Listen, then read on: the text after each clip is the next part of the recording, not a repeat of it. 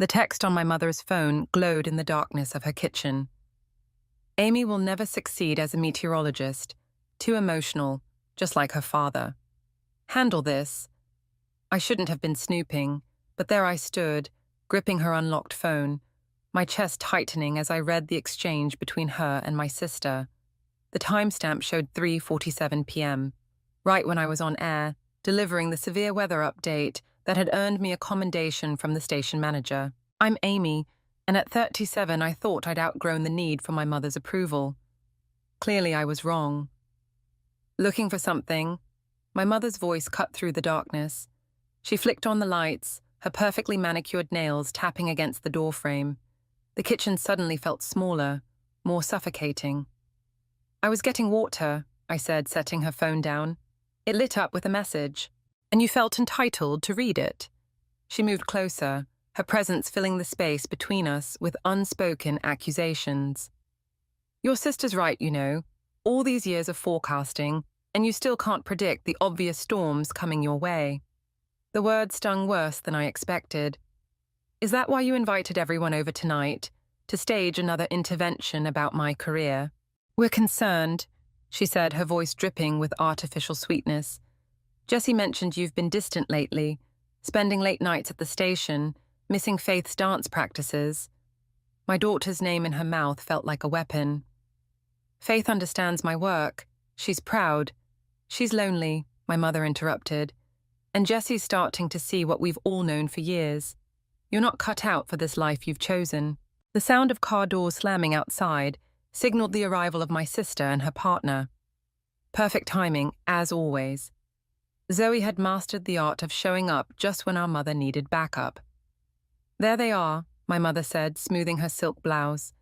"Let's try to keep tonight civil, shall we? For Faith's sake." I watched her glide toward the front door, remembering all the times I'd tried to mirror her composure, her certainty. But tonight something shifted.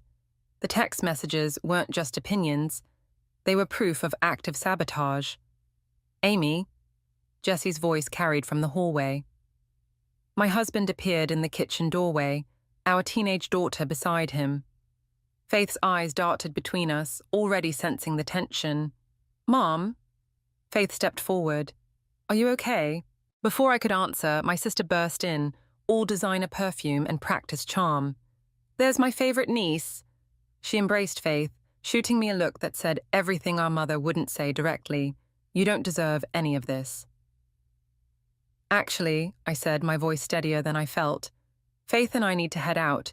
There's a developing system I need to track." "On a family dinner night?"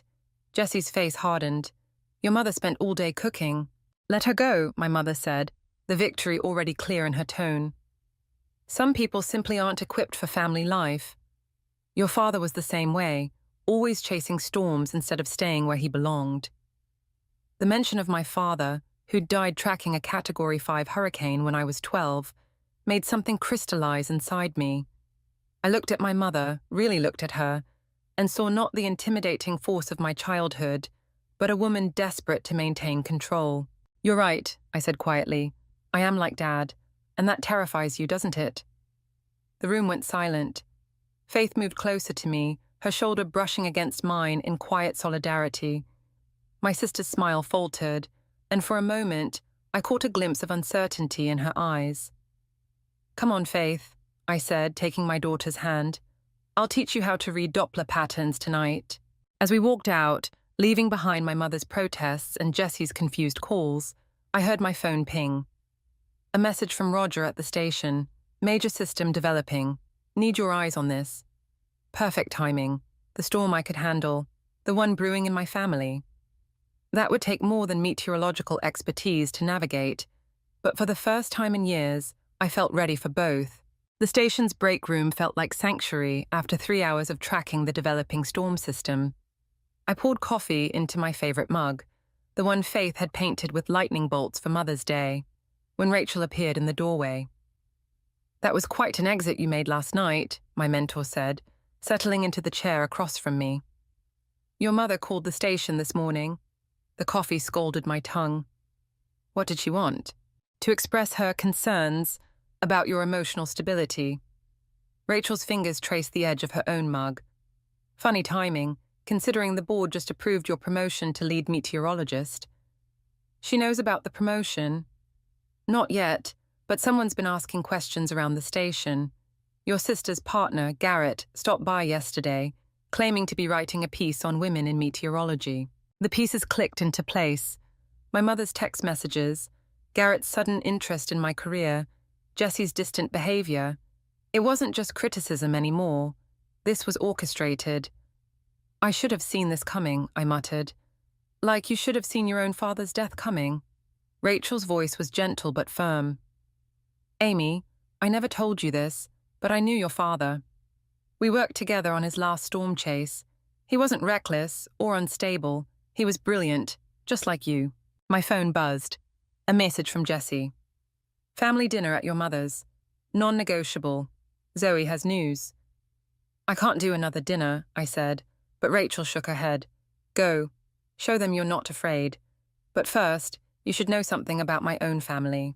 3 hours later, I stood in my mother's dining room, Rachel's story echoing in my mind.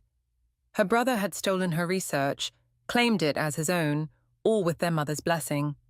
Sometimes, Rachel had said, family betrayal comes wrapped in good intentions. Amy, darling, you're hovering, my mother called from the head of the table. Sit down so Zoe can share her wonderful news. My sister beamed while Garrett squeezed her hand. I've been offered a position as communications director for the National Weather Service. The room spun. That was the position I'd been quietly interviewing for, the one only Rachel knew about. Isn't it perfect, my mother gushed. Zoe's PR background, combined with Garrett's connections. It's like it was meant to be. Meant to be? Faith's voice cut through the congratulations. Mom's been working toward that position for years. Faith, Jesse warned, but our daughter continued. No, I heard you all talking last week about how to redirect Mom's career, about making sure she stays local instead of taking national positions. You've been planning this for months. Garrett cleared his throat. It's not what you think, Faith. We're trying to help Amy maintain work-life balance. Right, Jesse? My husband wouldn't meet my eyes. The hours would be better locally. More time for family. More time to be controlled, you mean? Faith shot back. She turned to my mother. Grandma, tell them about the letters. What letters? I asked, watching colour drain from my mother's face. The ones from Dad, Faith said. The ones Grandma kept hidden. He wasn't chasing that hurricane for glory. He was investigating equipment failures. Equipment from a company Grandma's family owned. Silence crashed over the table. Zoe's champagne glass slipped from her hand, shattering against the hardwood floor. You're confused, dear, my mother said, but her hands trembled. Those letters were personal, private. They were evidence, Faith countered. I found them last week when I was helping you clean the attic. Dad was going to expose the company's negligence. That's why you hate Mom's career so much. It reminds you of what really happened. I stood up slowly, pieces of a decades-old puzzle finally fitting together. That's why you pushed me toward teaching instead of meteorology. Why you fought every promotion, every advancement. You're not worried about my stability. You're worried I'll find out the truth. Amy, my mother began, but I was already moving toward the door. Faith, let's go, I called. But my daughter was ahead of me, car keys in hand. Amy, please. Jesse reached for my arm. We can talk about this. Yes, I said, we can, but not here, not now. As Faith and I drove away, my phone lit up with a message from Rachel. Board meeting tomorrow. Time to take control of your story. The storm I'd been tracking all day was nothing compared to what was coming. But this time, I had something my father never had, the truth, and I knew exactly how to use it. The board meeting ended with unanimous approval of my promotion, but Roger's expression told me something was wrong before he even opened his mouth. Your mother contacted every board member last night, he said, following me into my office. Tried to convince them you were unstable, like your father. I kept arranging papers on my desk, willing my hands to stay steady. Did she mention the equipment failure investigation? No, but Rachel did. Roger closed the door. Amy, there's more. Jesse came by the station earlier, asking about your work schedule for the past 6 months. The papers slipped from my grasp. He's building a case. For what? Custody. The word tasted bitter. My mother's convincing him I'm too focused on work, just like my father was, that Faith would be better off. A knock interrupted us. Through the glass wall, I saw Jesse standing there holding a manila envelope. "I'll give you 2 space," Roger said, but I grabbed his arm. "Stay, please." Jesse entered, his face unreadable. "We need to talk about Faith. About how you're planning to take her away." The words came out sharper than intended. About how she's been investigating your father's death behind everyone's backs. He dropped the envelope on my desk. "She found more than just letters in your mother's attic. There are photographs, equipment reports, everything your father was collecting before the hurricane." My hands trembled as I opened the envelope. Inside were dozens of photos, damaged weather equipment, falsified safety reports, all bearing my mother's family company logo. "Jesse," I whispered, "did you know about this?" "Not until this morning. Your mother called, hysterical. Faith took copies of everything to a journalist." He sat heavily in the chair across from me. "Amy, she's threatening to destroy your mother's entire family legacy. Our daughter is trying to expose the truth about her grandfather's death," I corrected him. "Where is she now?" "At the house, packing." Jesse wouldn't meet my eyes. "Your mother convinced me it would be best if Faith stayed with her until things calmed down." Roger stepped forward. "That's not your decision to make. Faith is 19. "Stay out of this," Jesse snapped. "This is family business." "Family business?" I laughed, a harsh sound that surprised even me. "Like how you and my mother have been planning to redirect my career, or how Garrett mysteriously landed Zoe that position I was pursuing. We were trying to protect you." Jesse stood up, his composure cracking. "Your father's obsession with exposing that company got him killed. Your mother couldn't bear to see history repeat itself." My phone buzzed, a text from Faith. "Mom, don't let them stop you. I found something else. Meet me at Rachel's." "You're right about one thing," I said, gathering the photos. "This is family business, and it's time to finish what Dad started." "Amy, please." Jesse reached for me. "Think about what this will do to everyone, to us." "I am thinking about us, about Faith, about every family that trusted that equipment." I moved toward the door. "Roger, I need you to pull the archived footage from the hurricane that killed my father." "Already done," he said quietly. "Rachel's been digitizing it all morning."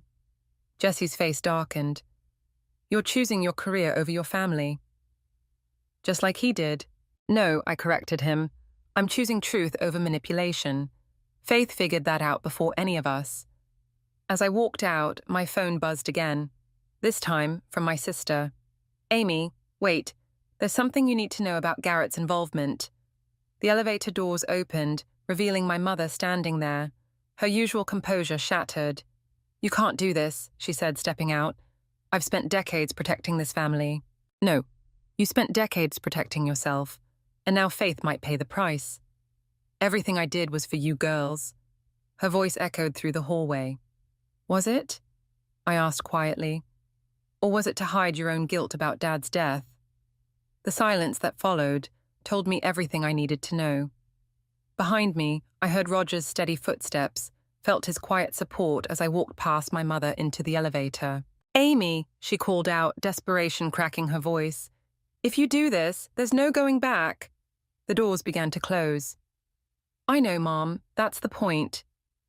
Rachel's house felt like neutral territory as I spread the documents across her dining room table. Faith sat beside me, her laptop open to a series of emails between Garrett and my mother's family company. "Look at the dates," Faith pointed. "Garrett knew about the faulty equipment investigation 3 years ago, before he even met Zoe." "He orchestrated everything," Rachel said, examining the emails. "Meeting Zoe, getting close to your mother." The doorbell rang. Through the window, I saw my sister standing alone on the porch, hugging herself against the evening chill. "Should I?" Rachel asked. "Baden." I nodded. Moments later, Zoe entered, her designer confidence stripped away. "Garrett's gone," she said, He emptied our accounts this morning. Sit down, I said. There's something you need to see. As Zoe read through the evidence, her face crumpled.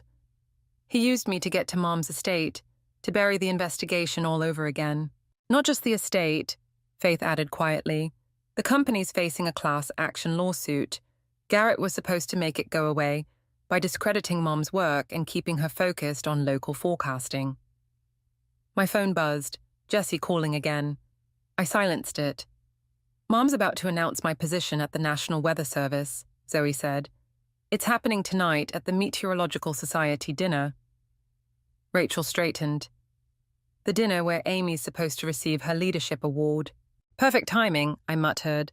Maximum damage to my credibility. Unless... Faith's eyes lit up with a familiar determination. My father's determination. Unless we use their plan against them. A text from Roger appeared. Station manager called emergency meeting. Your mother's here with the documentation about your emotional instability, coming to warn you. They're moving faster than we thought, Rachel said, reading over my shoulder. Good. I stood up. Because so are we.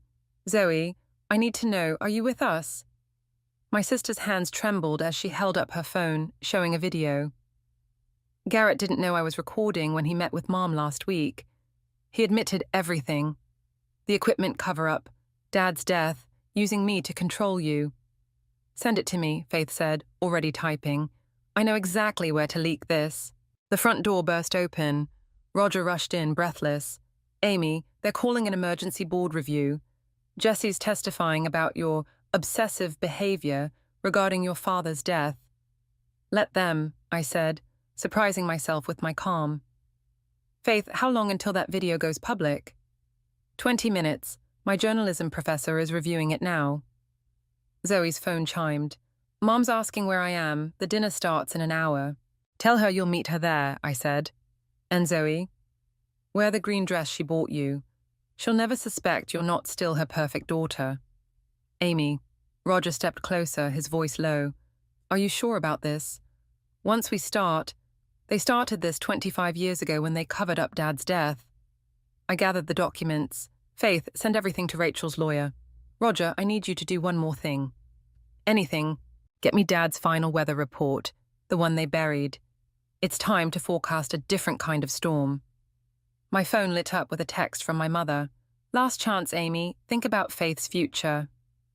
Faith read the message over my shoulder and took my hand. Mom, I already am thinking about my future. That's why we have to do this. Zoe stood, straightening her shoulders. I'll drive Faith home to change. We'll meet you at the dinner. As they left, Roger lingered. Your mother has half the Meteorological Society convinced you're unstable. Good, I said, watching Rachel organize the evidence. Because unstable weather patterns are my specialty. And tonight, they're about to see exactly how much damage a perfect storm can do. Rachel handed me a familiar blue dress, the one I'd worn when I received my first broadcasting award. Your father would be proud. No, I said, taking the dress. He would be justified. And soon, he will be. The sun was setting as we prepared to leave, casting long shadows across Rachel's living room. In less than 2 hours, everything would change. My mother's carefully constructed world of manipulation and control would face something she couldn't predict or manage. The truth. And this time, I had the evidence to prove it. The Meteorological Society dinner buzzed with artificial warmth as I entered, Rachel close behind me. Through the crowd, I spotted my mother at the head table, Jessie beside her. My husband's face paled when he saw me. 5 minutes until the video goes live, Roger whispered, appearing at my elbow. Faith just texted, she's in position. A champagne glass clinked. My mother stood, commanding attention with practiced ease. Before we announce our new National Weather Service appointment, I'd like to address some concerning rumors. Right on schedule, Rachel murmured. My daughter Amy has been struggling lately, my mother continued, her voice dripping with manufactured concern. As many of you know, she lost her father to his obsession with weather patterns and equipment safety. Now, she seems to be following the same destructive path. Phones throughout the room began buzzing. The video was live. Mom, Zoe's voice cut through the murmurs. She stood in her perfect green dress, holding up her phone. "I think you should watch this." The room fell silent as Garrett's voice filled the space. The equipment failure wasn't an accident. We knew the readings were wrong, but shipping delays would have cost millions. My mother's composure cracked. "This is clearly doctored." "Like the maintenance reports." Faith emerged from the back carrying a familiar leather briefcase. "The ones in Grandpa's old case that you kept locked in the attic?" Jessie stood abruptly. "Faith, that's private family property." "You mean evidence," I said, finding my voice, "of negligence that killed my father and potentially countless others." The room erupted in whispers as Faith opened the briefcase, revealing stacks of documented violations and falsified safety reports. "Amy," my mother's voice sharpened, "think very carefully about what you're doing. There are consequences, like having your husband killed." Rachel stepped forward. "Or manipulating your daughter's marriage, or stealing your other daughter's career opportunities." Jesse moved towards me, his face ashen. "I didn't know. About your father, about any of it. Your mother said you were becoming unstable like him. She showed me documents." "Forged documents," Roger interrupted, holding up his tablet. "Just like the ones she submitted to the station board this morning. The timestamps don't match the metadata." My mother's perfectly manicured nails dug into the tablecloth. "Everything I did was to protect this family. To protect you, Amy. Your father's obsession with exposing the company would have destroyed us all." "No," Zoe said, moving to stand beside me. "You protected yourself, and you used us all to do it." Phones continued buzzing as the story spread. My mother's carefully constructed facade began crumbling in real time. "The National Weather Service position," I said quietly. "It was never about Zoe's qualifications.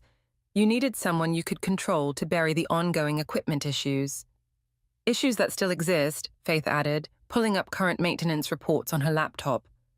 "The same patterns Dad found 25 years ago." The room had become uncomfortably quiet. Board members exchanged worried glances. My mother's social circle began edging toward the exits. "Amy," Jessie reached for my hand. "We can handle this privately. As a family." I stepped back. That's what Mom said when Dad died, when she convinced everyone he was chasing storms instead of exposing corruption, when she used his death to control every aspect of our lives. "The company employs hundreds of people," my mother snapped. "Would you destroy all those families for revenge?" "Not revenge," I corrected her. "Justice, for Dad, for every meteorologist who relied on faulty equipment, for every forecast that could have saved lives but didn't." Faith moved closer, her father's briefcase still in her hands. "The evidence has already been sent to the proper authorities, all of it." My mother's face hardened into something I'd never seen before. Defeat. "You've destroyed everything I built." "No," Zoe said softly. "You did that yourself. With every lie, every manipulation, every time you chose power over family." The room had nearly emptied now, leaving only the core players in this family drama. Jesse stood frozen between his wife and his mother-in-law, the weight of his complicity finally visible on his face. "Amy," Roger touched my shoulder. "The station wants a statement, and the National Weather Service Board is calling." I looked at my mother, seeing her clearly for the first time. "I'll give them one, the full forecast, no matter how severe the storm." The weather conference podium felt like an execution block as I prepared to present my findings. 3 days after the Meteorological Society dinner, my mother's company had launched a full-scale media assault, painting me as an unstable woman obsessed with conspiracy theories about her father's death. 2 minutes, Roger said, adjusting the microphone. "The press is here in force." Through the audience, I spotted Jessie sitting beside Faith. My husband hadn't spoken to me since the dinner, but our daughter's unwavering support had kept him from completely disappearing. "Amy," Rachel appeared with a tablet. "They're running the story now. Your mother's interview is live." On screen, my mother sat perfectly composed in her home office. My daughter's mental health has been a family concern for years. Her father's death traumatized her, creating delusions about equipment failures and corporate cover-ups. "She's good," Zoe whispered, appearing beside me. She's making it personal, not professional. Harder to disprove. The conference moderator stepped up. Due to recent controversies, we'll be extending the Q&A portion of Dr. Amy. Actually, my mother's voice cut through the hall as she strode in. I believe I have speaking rights as a major equipment manufacturer's representative. The room erupted in whispers. I gripped the podium harder. Mom, Faith called out. You can't. I can and will, my mother interrupted. As I have documentation proving these equipment failure allegations were investigated and dismissed years ago. She produced a familiar-looking folder, identical to the one in my father's briefcase. Those are forgeries, I said, but my voice shook. Are they? My mother's smile was razor-sharp. Or are these the originals and yours the forgeries? The authorities might be interested in knowing how you acquired your supposed evidence. The whispers grew louder. I saw doubt creeping into faces that had supported me days ago. The metadata, Roger began, but my mother cut him off, can be manipulated, as any technical expert will confirm, just like weather patterns can be misinterpreted by someone desperate to prove their point. Jessie stood up. Amy, maybe we should... Listen to your husband, my mother said, before you destroy what's left of your career, and his. What does that mean? Faith demanded. My mother's smile widened. Your father's law firm represents several major meteorological equipment manufacturers. How long do you think he'll keep his partnership once his wife accuses them of negligent homicide? The room spun slightly. I hadn't known about Jesse's firm's connections. From his face, neither had he. You set that up, Zoe realized. You recommended Jesse's firm to those clients. I protected this family, my mother said, like I always have, even from themselves. Rachel stepped forward. I was there when your husband died. I saw... You saw what grief and guilt made you see, my mother cut in, just like Amy sees conspiracies instead of accepting that her father made a fatal mistake. The moderator cleared his throat. Perhaps we should take a brief recess. No, I said, stronger now. I have evidence. Fabricated by a grieving daughter. My mother turned to the audience. Ask yourselves, what's more likely, a decades-long corporate conspiracy, or a traumatized woman unable to accept her father's tragic error in judgment? Phones began buzzing throughout the room. Breaking news alerts flashed. Equipment company cleared in historic investigation. Questions raised about recent allegations. How? I whispered. I had 25 years to prepare for this moment, my mother said quietly. Did you really think I wouldn't be ready? Faith rushed to the podium, gripping my arm. Mom, we have the truth. We have pain, my mother corrected, and it's time to let it heal, properly this time. The room had grown unbearably quiet. Jessie wouldn't meet my eyes. Roger stood frozen by the technical booth. Even Rachel looked uncertain. Amy. My mother's voice softened to that familiar, controlling tone. Come home. Let's handle this as a family. For a moment, I was 12 again, being told my father's death was a simple accident, being shaped into someone who wouldn't ask dangerous questions. Then I saw Faith's face, my father's determination reflected in her eyes, and I remembered why I'd started this fight. No, I said, reaching for the presentation remote. I'm done letting you decide what truth this family can handle. But as I clicked the button, the screen remained dark. The backup drive was gone, and with it, everything we'd gathered. My mother's smile said it all. She'd won. Again. Or had she? The conference hall had emptied except for my mother, still standing triumphant by the podium. Faith and Zoe flanked me like guardians, while Jessie hovered uncertainly near the exit. Your father's original laptop, Roger's voice cut through the silence as he strode in, the one Rachel kept after his death. It just finished uploading 25 years of backed-up data to every major meteorological database in the country. My mother's composure cracked. That's impossible. I destroyed... The copy you knew about, Rachel interrupted, entering with a weathered leather bag. But Tom always kept backups, including one he gave me the day before he died. You've had it all this time, I whispered. Rachel nodded. waiting for the right moment, for someone strong enough to finish what he started. "It doesn't matter," my mother said, but her voice wavered. "No one will believe." "The insurance claims." Zoe stepped forward, holding up her phone. "The ones Garrett documented before he disappeared. He didn't just empty our accounts, Mom. He copied everything. Every falsified report, every covered-up malfunction. He sent them all to me this morning." Jesse moved closer, his lawyer's instincts finally overriding his loyalty.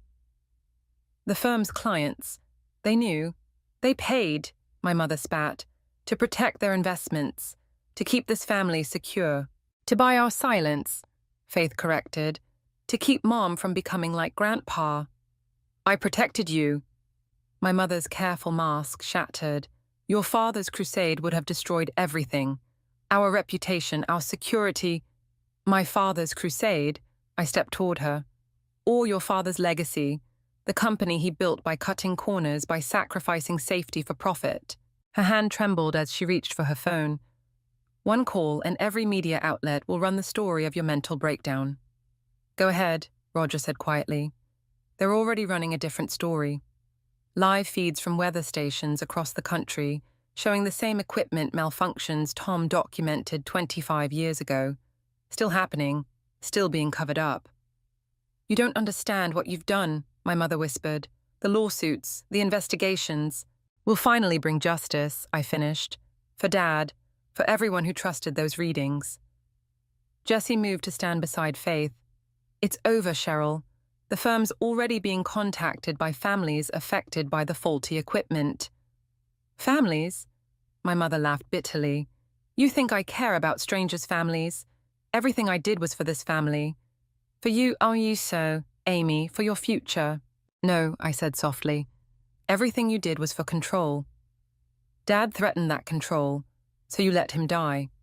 I threatened it, so you tried to destroy my career. Zoe challenged it, so you manipulated her relationship. I made you all stronger," she insisted, "protected you from your own weaknesses." "Like your father protected you," Rachel asked, "by making you choose between your dreams and family loyalty." My mother staggered slightly. "How did you—" "The letters in the attic," Faith said. "Not just Grandpa's, your old ones too. About the scholarship you turned down, the career you gave up to protect the family name." "You didn't protect us," Zoe added. "You controlled us, like you were controlled." For the first time in my life, I saw my mother's armor completely crumble. She looked small, almost fragile, as decades of carefully constructed power dissolved. "What do you want?" she asked, her voice hollow. "The truth," I said. "All of it, in your words. About Dad, about the company, about everything." "And if I refuse, then we'll tell it without you," Jesse said. "Every detail, every manipulation, every choice that led to this moment." My mother looked at each of us, her daughters, her granddaughter, her carefully cultivated family circle, now united against her. "You'll destroy everything," she whispered. "No," I corrected her. "We'll rebuild everything. Without the lies, without the control, without you if necessary." The choice hung in the air between us, redemption or isolation, truth or pride, family or power. My mother straightened her shoulders, a ghost of her old authority returning. "You're more like him than I ever wanted to admit." "Thank you," I said, and meant it. She reached for her phone one last time, but instead of calling her media contacts, she began to type. "For the record," she said quietly, "this is my official statement." The National Weather Service headquarters felt different as I walked through its doors, my father's restored research tucked under my arm. The investigation had exposed decades of negligence, leading to a complete overhaul of meteorological equipment standards. My mother's confession had made headlines, but it was her private admission, written in trembling handwriting and left on my desk, that finally broke the cycle of control she'd inherited and perpetuated. "Ready?" Faith appeared beside me, already wearing her intern badge. The National Weather Service's student program had been her idea, a way to honor her grandfather's legacy while forging her own path. Almost. I touched the nameplate on my new office door. Director of Equipment Safety and Standards, a position created in response to the scandal. designed to prevent history from repeating itself. "Mom," Faith's voice softened. "Grandma's here." My mother stood in the lobby, smaller somehow without her usual armor of perfection. 3 months of investigations and depositions had stripped away more than her social standing. They'd forced her to face the truth about herself. "The board meeting starts in 10 minutes, I said. "I know." She smoothed her jacket, a nervous gesture I'd never seen before the scandal. "I'm here to submit my testimony about your father's findings, and about my father's decisions." Faith touched her grandmother's arm, a small gesture of grace that still surprised me. "I'll show you to the conference room." As they walked ahead, Jessie emerged from the elevator. We'd been rebuilding slowly, learning to trust again without my mother's influence, shadowing every interaction. "Zoe called," he said. "She's starting therapy, trying to understand her part in everything." "And you?" "Taking it day by day." He handed me a familiar leather bag. "Rachel thought you should have this, your father's original field kit." The weight of it felt right in my hands. "Have you heard from Roger? He accepted that position in Colorado, said something about knowing when to step back gracefully." I nodded, grateful for Roger's quiet understanding of boundaries, both professional and personal. The conference room filled quickly, board members, investigators, and in the back, Rachel, watching with quiet pride as her own journey of justice came full circle through mine. "Before we begin," my mother stood, her voice lacking its old authority, but carrying a new kind of strength. "I want to address the patterns of control and silence that allowed these issues to persist, starting with what I did to my own family." Faith squeezed my hand as my mother began to speak, not just about the equipment failures or the cover-ups, but about the generational trauma of chosen silence, of sacrificed dreams, of control disguised as protection. "We can't change the past," my mother concluded, "but we can break its hold on the future." The meeting continued, but I found myself watching Faith take notes, seeing in her the perfect blend of her grandfather's integrity and her own fierce determination to make things right. Later, standing in my new office, I unpacked my father's field kit. Inside, tucked between pages of weather data, I found a note I'd never seen before, written the day before his final storm chase.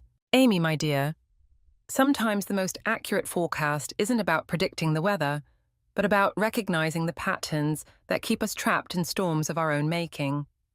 Break the pattern. Love, Dad." A knock at my door revealed Zoe, looking uncertain but determined. The therapy session was enlightening. Mom did to us exactly what her father did to her, but we don't have to continue that legacy. "No," I agreed, "we don't." Faith appeared with the day's equipment readings, the first truly accurate data in decades. "Mom, there's a storm system developing. Want to track it together?" I looked at my sister, my daughter, and through the window, my mother sitting alone in the conference room, finally facing the consequences of generational storms. "Yes," I said, opening my father's weather journal. "Let's track it together, the right way this time." Some patterns were meant to be broken.